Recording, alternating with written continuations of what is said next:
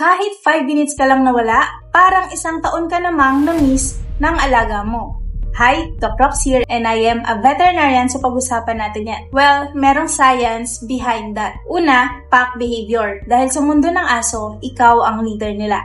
Natural sa kanila na mag-welcome sa kanilang leader. Pangalawa, happy hormones. Kapag nakita ka nila, tumataas ang kanilang hormone, which is yung happy hormone na oxytocin. Kaya hyper at masaya sila. Pangatlo, sense of time. Hindi sila aware kung anong oras na. Pero alam nila na meron kang routine na sinusunod. Kaya kahit saglit ka lang nawala, para sa kanila, matagal na yan. Pang-apat, separation anticipation. Kung madalas kang umaalis, mas nagiging special ang pagbalik mo sa kanilang pananaw. Iba kasi ang time perception nila. Dagdag pa na nawawala yung scent mo sa bahay. Habang tumatagal na wala, feeling nila mas matagal ka pang nawawala. Kaya ganun na lang ang saya nila every time na umuwi ka. Kahit nga saglit ka lang lumabas, sobra ang excitement nila kapag nakita ka nilang pauwi na. Dahil sa kanila, ikaw ang mundo. Kahit saglit lang para sa'yo, para sa atin, forever na yan para sa kanila. So yun lang, follow for more pet tips.